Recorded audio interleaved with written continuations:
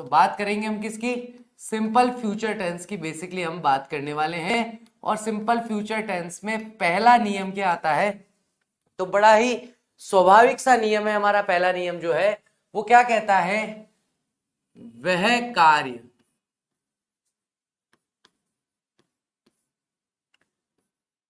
जो भविष्य में होगा, वह कार्य जो भविष्य में होगा। अब होगा या नहीं होगा ये तो कोई कंफर्म कह नहीं सकता, इसलिए हम इसके आगे क्या कह देते हैं, ऐसा हम समझते या मानते हैं। ठीक है, ऐसा हम समझते हैं या मानते हैं। अच्छा, ये हम किस आधार पर मानते हैं, तो सामान्यतः इसमें देखते हैं हम लोग कि दैनिक दिनचर्या या अंदाजा,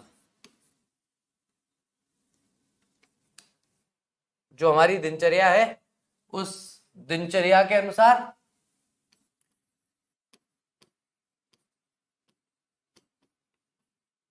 या फिर हम अंदाजा लगा करके कोई बात कहते हैं, या फिर अनुभव की वजह से हम कोई बात कहते हैं। तो ऐसे कार्य जो हम भविष्य में होना बताते हैं किसी दिनचर्या की वजह से, किसी अंदाजे की वजह से या किसी अनुभव की वजह से। जैसे आप लोगों से अगर मैं पूछूं कि भैया कल इंग्लिश की क्लास कितने बजे होगी, तो आप लोग साफ कह दोगे कि सर कल इंग्लिश की क्लास 3:45 बजे होगी। राइट और रॉन्ग, यही कहोगे आप। अब 3:45 बजे का आपने आंकड़ा कैसे निकाला, क्योंकि प्रतिदिन की दिनचर्या में 3:45 बजे जो हमारा शेड्यूल है, समय सारणी है, उसके अनुसार इंग्लिश की क्लास 3:45 बजे होती है। तो जब मैंने पूछा कल कितनी बजे होगी, तो आप कह दोगे सर कल भी 3:45 बजे होगी। नेचुरल सी बात है, जब आज 3:45 बजे हुई है तो कल भी 3:45 बजे ही तो होगी। तो दिनचर्या के अनुसार। अच्छा, आपको अंदाजा है, आपको पता है, आपको जानकारी है कि यार वह कब आएगा, कि कितने बजे का टाइम बोला उसने आने का, कि 8 बजे का। हाँ, तो 8:30 बजे तक आएगा, क्योंकि आपको इस बात का अंदाजा है, इस बात का अनुभव है कि सामने वाला व्यक्ति जिसके बारे में बात हो रही है उसका स्वभाव कैसा है, या वो जब समय देता है वो समय पर कभी भी नहीं आता है। तो इस तरह के जो भी कार्य है जो कि भविष्य में होंगे, ऐसा हमें लगता है या ऐसा हम समझते हैं या ऐसा हम मानते हैं। और ऐसा हम क्यों समझते हैं, किसी दिनचर्या की वजह से, अंदाजे की वजह से, या किसी पूर्व अनुभव की वजह से हम ऐसा मानते हैं। तो उन वाक्यों के लिए हम लोग हमेशा सिंपल फ्यूचर टेंस का इस्तेमाल करते हैं। जैसे कि आई शैल विजिट ताजमहल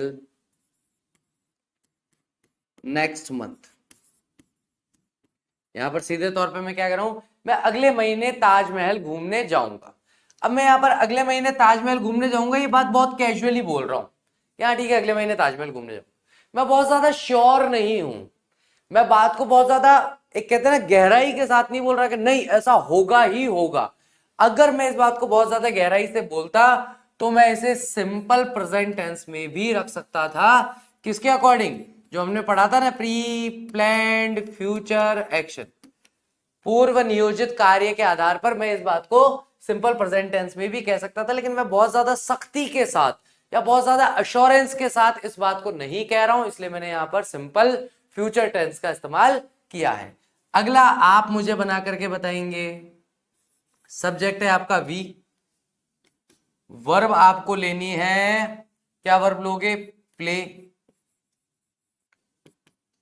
फिर आप लोगे पबजी ऑब्जेक्ट, ओके, और लास्ट में आप एडवर्ब ले लोगे इन द इवनिंग। चलिए, इन चारों का प्रयोग करते हुए मुझे एक वाक्य बना करके बताइए जो सिंपल फ्यूचर टेंस में बनेगा। We dash play dash PUBG in the evening. ये आपको डेटा दिया गया है, एक वाक्य का निर्माण करने के लिए आपको जो जो सामग्री लगेगी सारी यहां पर रखी हुई है। फटाफट से एक वाक्य का निर्माण करके बताइए। चलिए, कम ऑन। ऑलमोस्ट सभी का सही है ना। अब देखो, जब बात आती है टेंस के अंदर, जब टेंस में क्वेश्चन बनाने की बात आती है, तब हम आई या वी के साथ हमेशा शैल का यूज ही करते हैं, विल का यूज नहीं करते। ठीक है, खास करके जब बात होती है टेंस में किसी क्वेश्चन को बनाने की, राइट। लेकिन हम टेंस में क्वेश्चन बना नहीं रहे हैं। हम लोग तो वैसे ही इंग्लिश लिख रहे हैं, जर्नली हम लोग इंग्लिश लिख रहे हैं, इंग्लिश में हम कुछ लिखना चाहते हैं वो हम लिख रहे हैं। अब वहां पर क्या हो जाता है, वहां पर आप चाहो तो आई और वी के साथ चाहो तो शैल लगाओ, चाहे तो विल लगाओ, कोई फर्क नहीं पड़ता, कोई गलत नहीं है। यानी कि जिन्होंने विल लगाया उनका भी गलत नहीं है, जिन्होंने शैल लगाया उनका भी गलत नहीं है। ना शैल वालों का इनकरेक्ट होगा ना विल वालों का इनकरेक्ट होगा। लेकिन बात हमें यहां थोड़ी सी समझनी पड़ेगी, और वो बात क्या समझनी है कि भैया नेचुरल सी बात है कि भैया अगर हम टेंस पढ़ रहे हैं तो हमें टेंस के नियम का पालन करना चाहिए, हमें शैल का यूज करना चाहिए, ताकि परीक्षा में जब हमारे सामने प्रश्न आए तो हम उसमें गलती ना कर बैठे। आई के साथ अगर ऑप्शन में शैल भी दे रखा है, विल भी दे रखा है, तो आपका प्रथम चयन होना चाहिए शैल के लिए, कि हम यहां पर शैल का प्रयोग करेंगे, विल का प्रयोग नहीं करेंगे। तो क्वेश्चन यहां पर मेरा क्या बन जाएगा, सेंटेंस यहां बन जाएगा वी, फिर आ जाएगा शैल, फिर आ जाएगा प्ले, फिर आ जाएगा पबजी, फिर आ जाएगा इन, फिर आ जाएगा द, फिर आ जाएगा इवनिंग। इस तरीके से बहुत आसानी से इस सेंटेंस को हम बना सकते हैं। चलो फटाफट से एक सेंटेंस और बना करके बताओ, बनाओ। दे वॉच मूवी, और इसके साथ में एडवर्ब हम क्या लेंगे, तो टुमारो ले लो।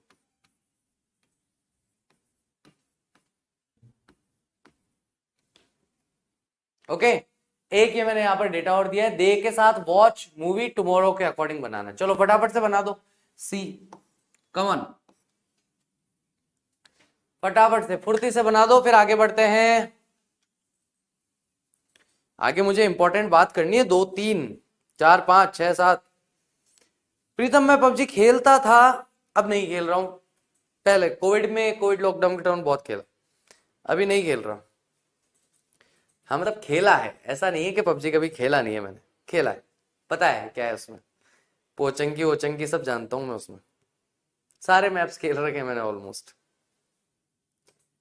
चलिए चलिए चलिए चलिए, बहुत बढ़िया।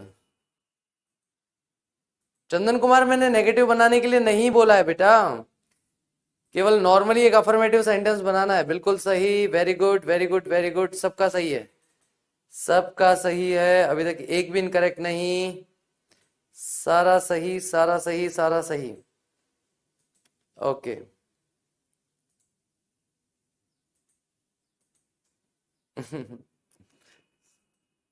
इसमें चौंकने वाली क्या बात है लक्ष्मी, पबजी खेलना कोई बहुत बड़ी बात है क्या, बहुत बड़ा मुद्दा है क्या कोई जीवन का, छोटी मोटी बातें हैं इनमें क्या रखा है। ठीक है, कभी फ्री उस समय उस टाइम पे फ्री थे, पर खेल लेते थे, क्या करते फालतू घर बैठे बैठे, तो खेलना हो जाता और क्या है। चलिए क्या बना, दे वॉच मूवी टुमारो, तो क्या बनेगा, दे। दिमाग लगाने की जरूरत ही नहीं है कि विल लगाऊं कि शैल लगाऊं, क्योंकि यहां पर केवल विल ही लग सकता है, शैल लग नहीं सकता।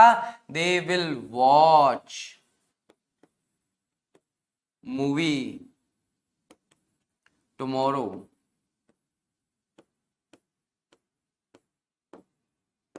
ठीक है, तो they will watch movie tomorrow हमारा यहां पर करेक्ट आंसर हो जाएगा। ठीक है, नेक्स्ट बढ़ते हैं हम लोग रूल नंबर 2 की तरफ। तो रूल नंबर 2 बिल्कुल वही रूल है जो हम लोगों ने सिंपल प्रेजेंट टेंस के टाइम में पढ़ा था।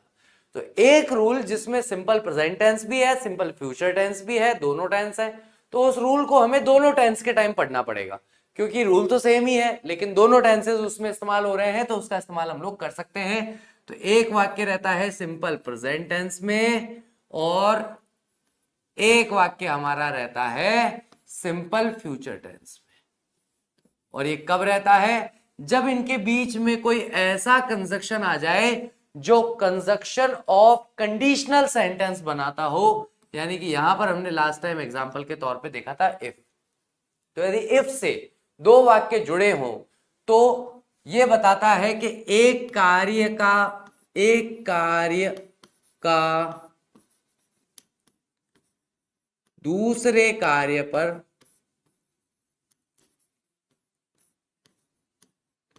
निर्भर होना।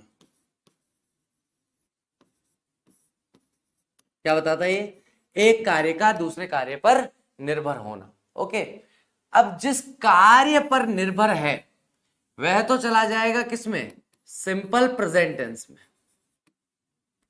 और ये एक कार्य जो है जो कि इस दूसरे कार्य पर निर्भर है ये चला जाएगा सिंपल फ्यूचर टेंस में।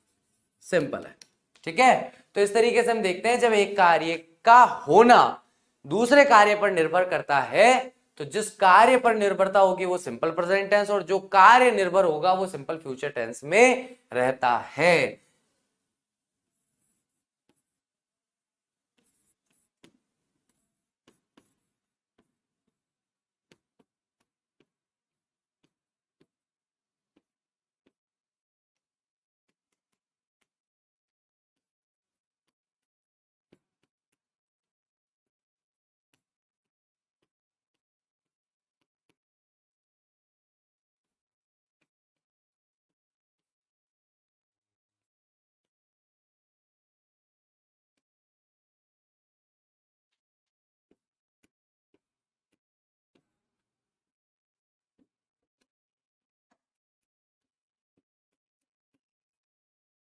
चलिए, बोलचाल की भाषा में मैंने एक वाक्य लिखा है, एग्जैक्टली हिंदी में तो नहीं है पर बोलचाल की भाषा में, ताकि आप वाक्य को समझ पाओ। अब इस वाक्य को आपको इस नियम के अंतर्गत इसको इंग्लिश में ट्रांसलेट करना है। चलो शुरू हो जाओ फटाफट, कम ऑन।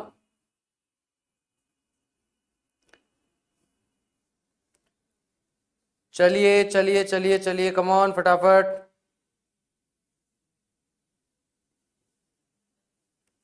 रुद्र कैपिटल बेटा आपको बता दिया जाएगा जब भी आपकी कॉपी करेक्शन कंप्लीट हो जाएगी, आपको बता दिया जाएगा, ठीक है। वीर प्रजापति बेटा डेली 3:45 इंग्लिश की लाइव क्लास हो रही है, डेली, है ना। अब कभी कभार मैं आउट ऑफ टाउन चला जाता हूं तो नहीं होती है, लेकिन अगर मैं टाउन में होता हूं तो फिर क्लास होती है, ठीक है।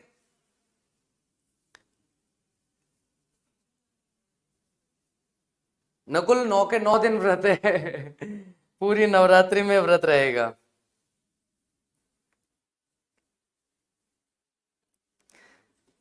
चलिए, बहुत बढ़िया बहुत बढ़िया बहुत बढ़िया बहुत बढ़िया, वेरी नाइस। चंदन, आप मुझे जो आपको स्क्रीन पे नंबर दिखाई दे रहे हैं, या फिर अगर आपने बैच परचेज किया होगा तो आपको कांटेक्ट नंबर दिया गया होगा, उस कांटेक्ट नंबर पे कॉल कीजिएगा क्लास होने के बाद, यानी कि अराउंड 4:45 तो जैसे ही मैं यहाँ से क्लास ऑफ करूँ आप फोन कर देना, तो मैं यही रहूंगा ऑफिस में, तो आपसे बात कर लूंगा, ठीक है। आपसे बात हो जाएगी चंदन, कोई दिक्कत नहीं है। आपकी जो प्रॉब्लम हो आप बता सकते हैं, उसको हम लोग बात कर लेंगे, ठीक है, सॉर्ट आउट कर लेंगे। ओहो, कौन है? जैद हुसैन, दोनों फ्यूचर में है? नहीं बेटा, दोनों फ्यूचर में नहीं है। यहां पर देखो, आप क्या गलती कर रहे हो, यहां पर कहेगा यहां पर अंडरलाइन कर रहे हो और यहां पर करूंगा अंडरलाइन कर रहे हो, इसलिए आपको लग रहा है कि दोनों ही सिंपल फ्यूचर में जाएंगे। लेकिन आपने एक चीज नोटिस नहीं की कि बीच में एक यदि है, जहां पर ये कार्य जो है ये इस कार्य पर निर्भर है। क्या है ये कार्य? इस कार्य पर निर्भर है, डिपेंड है। यहां पर एक कार्य जो है दूसरे कार्य पर डिपेंड है। मैं राम की सहायता करूंगा, लेकिन राम की सहायता कब करूंगा? यदि वह मुझसे कहेगा तो। बहुत बढ़िया। अनीश का गलत हो गया, अनीश गलत है बेटा, चेक करो। I shall help Ram if he asks me। अब देखो, बहुत सारे बच्चों ने कहेगा के लिए टेल का इस्तेमाल किया जाता है ना। बहुत सारे बच्चे जो हैं वो कहेगा के लिए किसका इस्तेमाल कर रहे हैं? टेल का इस्तेमाल कर रहे हैं। लेकिन मैंने टेल का इस्तेमाल ना करके आस्क का इस्तेमाल किया गया। क्यों? क्योंकि मदद मांगी जाती है। वह मुझसे कहेगा तो इसका मतलब क्या है? वह यदि मुझसे मदद मांगेगा तो। और मांगने के लिए इंग्लिश में हम लोग आस्क का यूज करते हैं कि उसने मुझसे मदद मांगी। तो हिंदी में कहा मदद मांगी और इंग्लिश में कहते हैं आस्क फॉर हेल्प, ठीक है। तो इसलिए मैंने यहां पर इसका इस्तेमाल किया। अब हमारे एक विद्यार्थी ने क्या गड़बड़ करी? छोटी सी गड़बड़ करी, कोई ज्यादा दिक्कत नहीं करी। उसने लिख दिया ही asks me if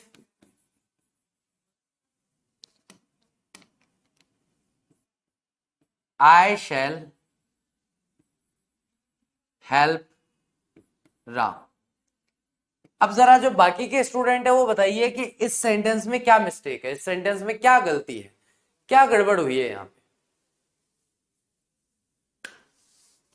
क्या गलती हुई है इसमें।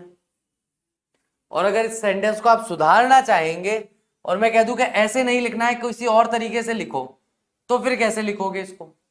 चलो फटाफट से, थोड़ा सा डीपली चल रहे हैं, थोड़ा सा जाएंगे, ज्यादा नहीं जाएंगे, ठीक है, थोड़ा सा बस डीपली टच करके वापस आ जाएंगे। तो अगर इस वाक्य को ऐसे नहीं लिखना है और किसी दूसरे तरीके से लिखना है तो क्या ऐसे लिखा जा सकता है? अगर हाँ तो ठीक है, अगर नहीं तो फिर कैसे लिखना चाहिए। चलिए फटाफट से एक बार कमेंट बॉक्स में, लाइव चैट में एक बार मुझे बता दीजिए, कम ऑन। अगर इसी वाक्य को मुझे दूसरे तरीके से लिखना है, लेकिन ऐसे लिखना है कि अर्थ ना बदले और मेरा काम भी हो जाए, तो मैं कैसे लिखूंगा? मेरा लिखने का तरीका होगा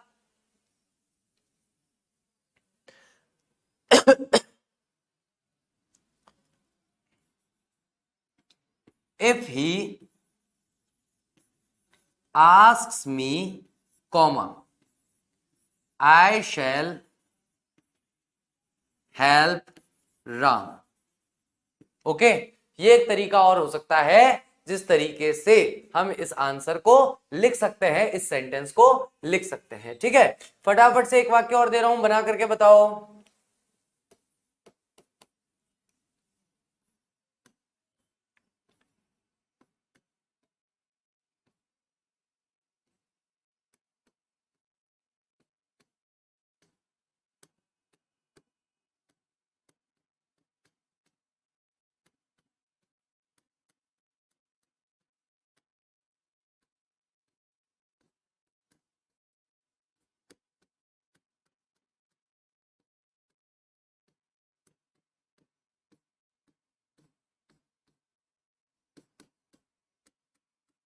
चलो, जब तक मोहन घर नहीं आ जाता मैं बाजार नहीं जाऊंगा।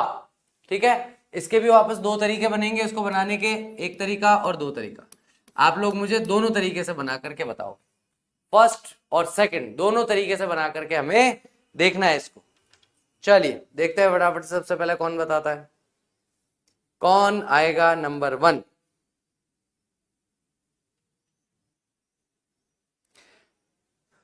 अनुष्का प्रजापति, बेटा आपको पूरा बड़ा एक बार में नहीं बनाना है। सबसे पहली बात तो आपको अपने कंस्ट्रक्शन को मार्क करना है, उसके बाद आपको केवल इतना सा बनाना है, उसके बाद केवल इतना सा बनाना है और इन दोनों को कंस्ट्रक्शन से जोड़ देना है, बस। बहुत सारे बच्चे कहते हैं कि सर इतने बड़े बड़े सेंटेंस मेरे से नहीं बनते, तो मैं एक सीधी सी बात कहता हूँ, बेटा थाली लेकर के अगर एक बार में बैठते हो खाना खाने, तो थाली में 4 रोटी होती है, थोड़े चावल होते हैं, दाल होती है, दही होता है, पापड़ होता है, सब्जी होती है, सारा क्या उठा करके एक ही बार में खा जाते हो क्या? कि सारा एक बार में इकट्ठा किया, रोटी रखी उसमें सब डाला और यूं का यूं एक बार में खा गए। बाइट बाय बाइट खाते हैं ना। तो जब अनुवाद करते हैं, जब हम लोग ट्रांसलेशन करते हैं, तो वो ट्रांसलेशन भी बिट बिट करके होता है, छोटे छोटे टुकड़ों का ट्रांसलेशन होता है और उससे पूरे वाक्य का निर्माण होता है। पुराने लेक्चर्स देखोगे तो उसमें सब जगह मैंने एक ही बात कही है, मुझे ट्रांसलेशन करना नहीं आता, मुझसे वो जो चीज मांगता है मैं उठाकर उसे दे देता हूं और एक एक शब्द करके देता हूं उसको, अपने आप सारा ट्रांसलेशन हो जाता है, without any problem, without any समस्या, विदाउट एनी कलेश। ठीक है, ओके। चलो, जब तक मोहन घर नहीं आ जाता मैं बाजार नहीं जाऊंगा।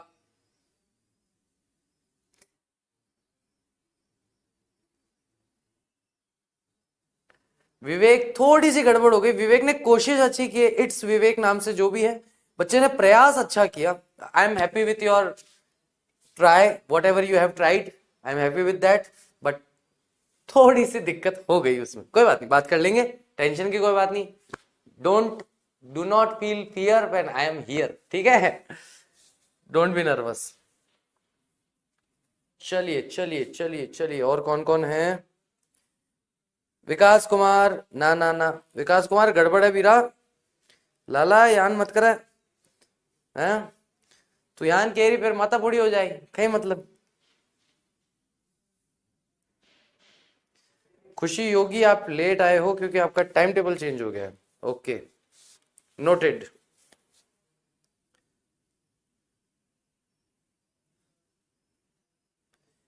चलिए चलिए चलिए चलिए चलिए चलिए चलिए चलिए, ओके।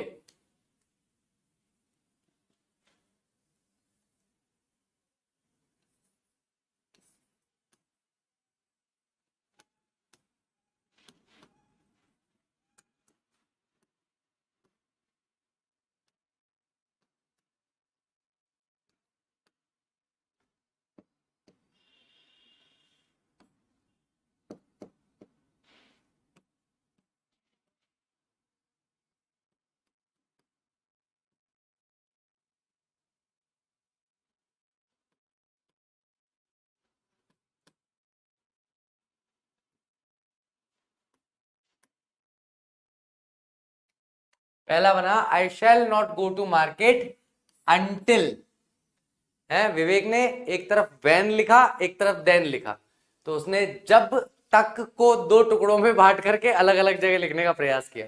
खैर कोई बात नहीं, अच्छी कोशिश थी, लेकिन हमारे पास जब पूरा एक प्रॉपर शब्द है जब तक को बताने के लिए, वो शब्द क्या है, अंटिल, तो फिर इधर उधर के जुगाड़ लगाने की हमें आवश्यकता नहीं है। क्यों फालतू में इधर उधर जुगाड़ लगावे, क्या करना है हमें जुगाड़ लगा करके, सीधा काम हो रहा है ना, सीधा काम करेंगे। इसी को लिखने का दूसरा तरीका क्या हो सकता है, until Mohan comes, until Mohan comes, comma I shall not go to, अच्छा सॉरी मैंने ही गड़बड़ कर दी, कम्स के बाद यहां होम भी आएगा। Until Mohan comes home, I shall not go to market। दूसरा तरीका यह है जिससे हम वाक्य को बना सकते हैं। तो जब भी दोनों वाक्यों को आगे पीछे करने का मन करे, जब भी दोनों वाक्यों को आगे पीछे करने का मन करे, तो इस तरीके से ग्रुप बना करके दोनों को आगे पीछे किया जाता है कि जिस सेंटेंस के आगे हमारा कंजक्शन लगा हुआ है वो सेंटेंस कंजक्शन सहित उठ करके आगे चला जाएगा और यहां पर लग जाएगा कॉमा, और जो फर्स्ट सेंटेंस है वो सेकंड पोजीशन पे आ जाता है। तो सीधा तरीका ये होता है कि जब हम दोनों पार्ट्स को, जब हम मूव करना चाहते हैं अपनी जगह से, जब उन्हें रिप्लेस करना चाहते हैं किसी भी सेंटेंस में, तो हमें ये ध्यान रखना चाहिए कि जिस सेंटेंस के आगे कंजक्शन लगा है वो कंजक्शन उसी सेंटेंस के साथ आगे जाएगा, ना कि अकेला जाएगा। ठीक है, जैसे कि मैंने यहां करा, अंटिल मोहन कम्स होम, फिर आ गया I shall not go to market, और दोनों को जोड़ने के लिए मैंने कॉमा का इस्तेमाल यहां पर कर लिया है। ठीक है, सेकंड रूल हमारा ये कहता है। थर्ड रूल हमारा क्या कहता है, थर्ड रूल कहता है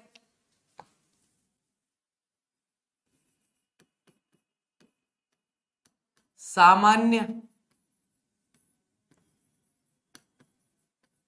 भविष्यत कालिक कार्य, ऐसे कार्य जो सामान्यतः हम मानते हैं कि भविष्य में होंगे। ठीक है, अभी जैसे नवंबर चल रहा है, अक्टूबर चल रहा है, तो हम कहेंगे नवंबर में सर्दियां आएंगी, तो ठीक है, winter will come in November, winter will come in नवंबर।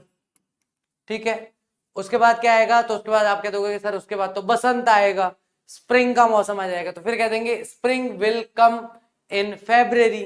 ऐसे ही क्या होगा, पक्षी अपने चिड़िया या पक्षी या चिड़िया जो है अपने घोंसले बनाएंगे, तो क्या बन जाएगा, birds will make their nest, पक्षी अपना घोंसला बनाएंगे। तो ये ठीक है, एक स्वाभाविक सी बात है, पक्षी करेंगे करेंगे जो उनका मन है। अब हम लोग छुट्टियों में क्या करेंगे बताओ, कंप्यूटर सीखूंगी, पढ़ाई और कुछ कुछ ऐसे का। ठीक है,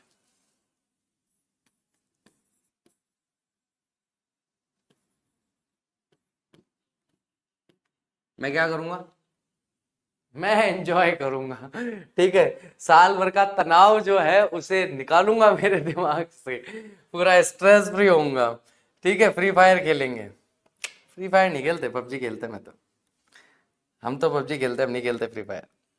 सर आपने नोट नहीं लगाया, मुझे नोट लगाने की आवश्यकता नहीं बेटा, क्योंकि अंटिल जो वर्ड है ना वो पहले ही नेगेटिव सेंस देता है, अंटिल जो है वो सेंस देता है नेगेटिव, ठीक है। अगर मुझे पॉजिटिव सेंस में बात करनी होती तो मैं अंटिल का यूज ही नहीं करता, उसकी जगह टिल का यूज करता, है ना, तो तब तक का इस्तेमाल कर लेता। अगर मुझे पॉजिटिव सेंस में चाहिए होता, अफर्मेशन वाले सेंस में चाहिए होता, तो मैं टिल लगाता, अंटिल लगाता ही नहीं। अंटिल अपने आप में पहले ही थोड़ा सा एक नकारात्मक भाव देता है कि जब तक ये कार्य नहीं होगा तब तक वह कार्य नहीं होगा, एक उस टाइप वाला सेंस जो है वो अंटिल दे देता है, इसलिए मुझे नॉट लगाने की जरूरत पड़ी ही नहीं, ठीक है। आप ज्यादातर देखोगे जहां पर नॉट वाले सेंटेंस बनेंगे वहां पर अंटिल ना होकर के टिल का इस्तेमाल ज्यादा किया जाता है, ओके, ताकि सेंटेंस को प्रॉपर तरीके से नेगेटिव बनाया जा सके। लेकिन जहां हमें सेंस ही देना है नेगेटिव का, लेकिन हम सेंटेंस को प्रॉपरली नेगेटिव नहीं बनाना चाहते या वहां आवश्यकता नहीं है नेगेटिव बनाने की, वहां हम नॉट का इस्तेमाल नहीं करते हैं, ठीक है। चलिए नेक्स्ट हम यहां पर बात करने वाले हैं सिंपल प्रेजेंट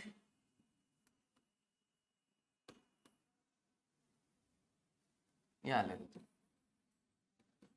सिंपल पास्ट और सिंपल फ्यूचर टेंस की क्या बात करने वाले हैं हम। तो इन तीन टेंसेस में जितने वाक्य बन सकते हैं उन वाक्यों के बारे में हमने चर्चा की, उन वाक्यों के बारे में हमने बात की।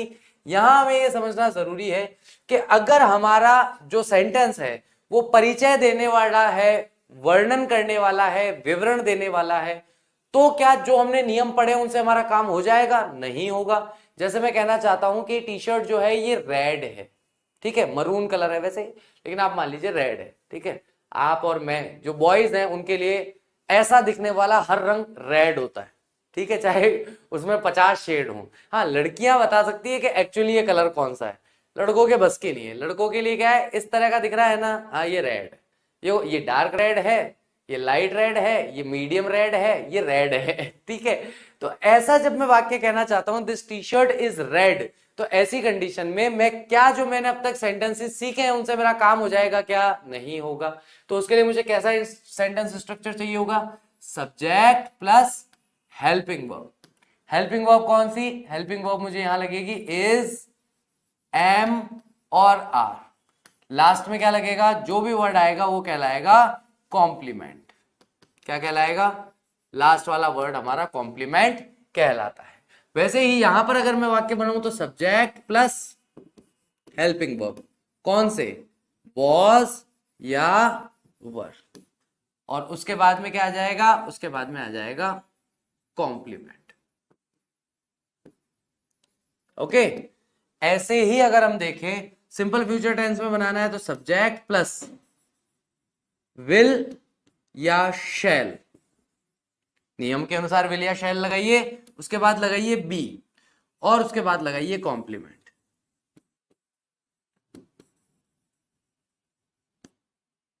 ठीक है।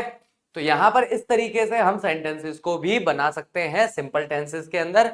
लेकिन ये वाक्य जो होते हैं परिचयात्मक, वर्णनात्मक या विवरणात्मक वाक्य होते हैं।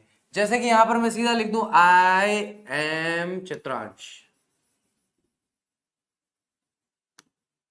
ठीक है, मेरा नाम क्या है? चित्रांश। मैं कौन हूं? चित्रांश, ठीक है। ऐसे ही अगर मैं यहां पे लिखना चाहूंगा तो क्या कहूंगा? सब्जेक्ट के साथ में लिख लूंगा आई वॉज अ स्टूडेंट, मैं पहले क्या था? एक विद्यार्थी था। आई वॉज वेरी नॉटी, मैं बहुत ही शैतानी करने वाला या शैतान विद्यार्थी था, तो आई वॉज वेरी नॉटी, ये भी आप चाहो तो लिख सकते हो। फिर मैं कहूंगा आई शैल बी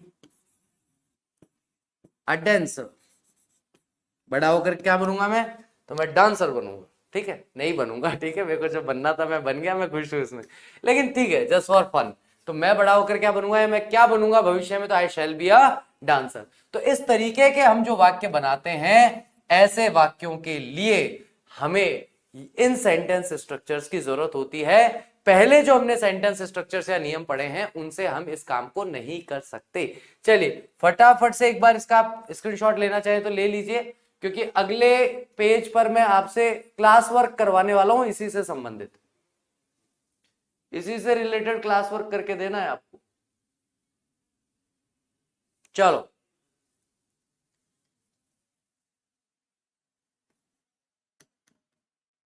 अच्छा, तीनों टेंस में बना देना, हटाओ, मैं टेंस स्पेसिफाई नहीं कर रहा, तीनों टेंस में बनाएंगे।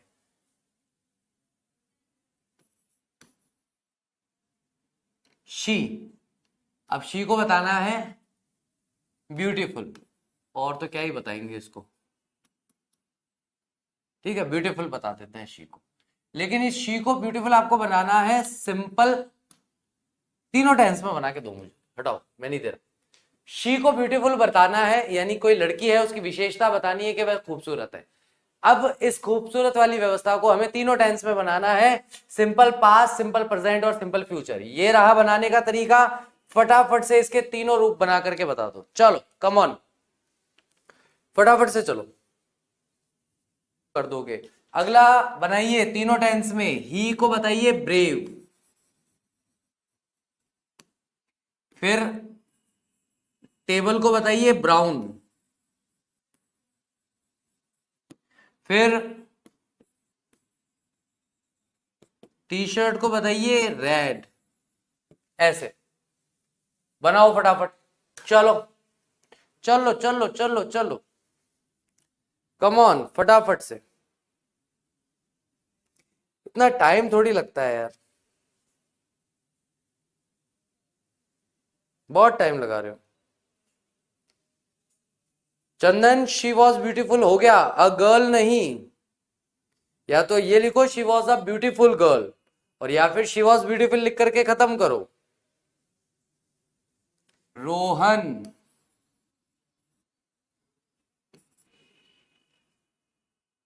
और हैंडसम,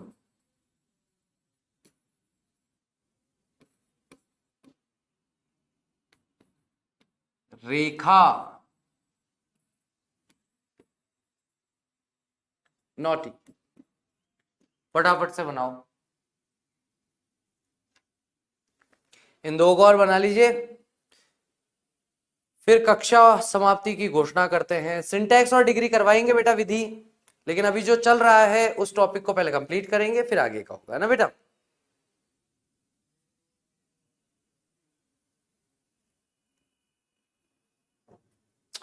चलिए चलिए चलिए, कम ऑन फटाफट से करके दिखा दो।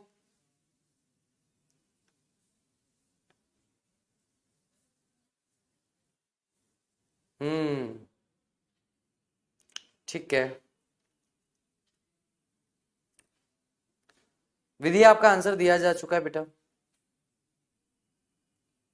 अंकित पूछ रहे हैं सर क्या चल रहा है, कुछ नहीं, मस्ती मार रहे हैं, घर बैठा बैठा बोर हो रहा था, सोचा चलो स्टूडियो चलता हूं, बच्चों के साथ कुछ हंसी मजाक चलेगी।